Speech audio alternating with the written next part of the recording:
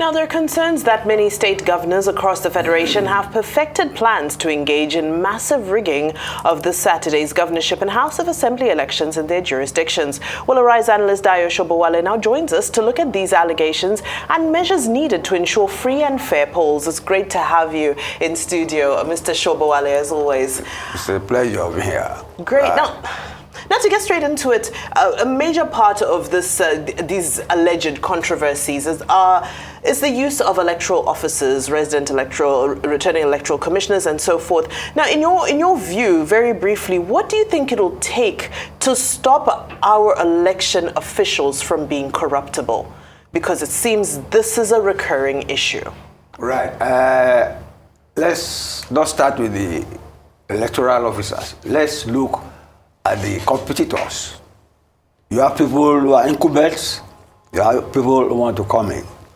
You see, it is those who are incumbent governors who have not performed well, who are frightened of elections, because election is the day to hold them accountable for whatever they have done. But they are frightened about the security of their tenure, that the electorate may not follow them. So, ipso facto, it doesn't mean that people don't want to leave office, but they want to maneuver. And then, since the electoral officers are the referees, they are obviously good targets to influence if they lack integrity, if they lack transparency, and if they want to show they are greedy for money. But hopefully, if you see the quality of electoral officers we have, receiving officers, which we have seen all over the 36 states.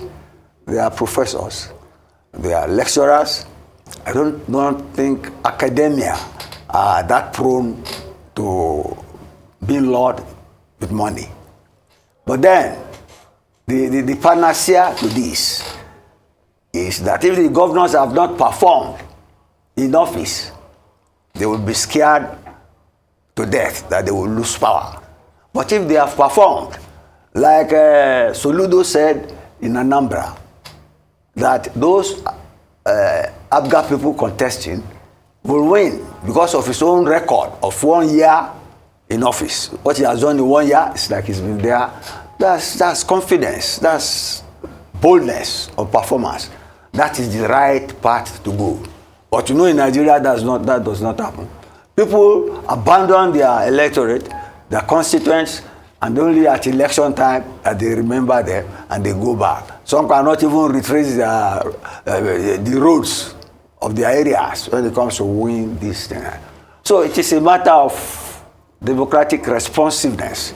If people are responsive, are accountable, have secured the patronage that brought them into power at election time, then there will be no need to resort to violence or bribery, or be looking out for receiving officers to bribe.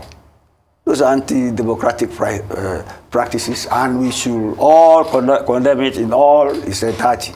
I'm against it. But if people perform, that is good for a democratic process. Then they will be rewarded by the electorate at the polls. That is why election is the ritual of democracy. Thank you, Mr. Shobowale. Staying on that, what role would you say INEC has contributed to this desperation that we're seeing from whether it's incumbent governors or those looking to come into office, especially when you consider what played out on February 25th?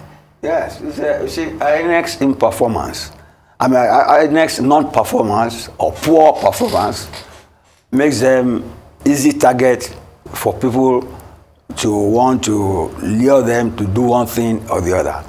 You know, essentially, people are afraid that in this particular March 18th election, that the machines may not work, that we may resort to verbal counting and things like that, thereby making vulnerability of election results all the more possible. But then, one hopes that does not happen. Although that does not mean that genuine cases where the machine will break down and will need accommodation and one thing or the other, or genuine cases where people are not well trained to manage the machines as well as those can happen.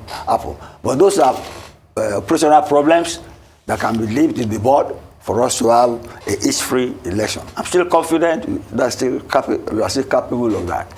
And I'm still confident our electorate is quite capable of rewarding those leaders who have performed in office and punishing those who have not by making sure they lose the election. I love your confidence, because that's my next question is, how do we close these loopholes? Because it seems so many efforts are being made. I mean, let's move away from the lack of performance from INEC, but even excluding that, there's still several loopholes. How do we address these? Sorry, very quickly, because our time is almost up. That's the human element. It's the human element. At the end of the day, it is garbage in, garbage out. It is the human being who will fill this machine with data. It is human beings who will operate it. When it has a fault, human beings, the vendor who sold it, you get me? The person attempting to hack it, they are all human beings. Monitoring is the issue. I'm sure INEC has superb experts who are monitoring. I don't envy them their job, but I'm sure that they have a hell of a time making sure these machines work as you have been told they should work. Well, thank you so much, Mr. Dayo Shobowale, Arise News analyst. We appreciate your time and input as always. Thank you very much. My pleasure.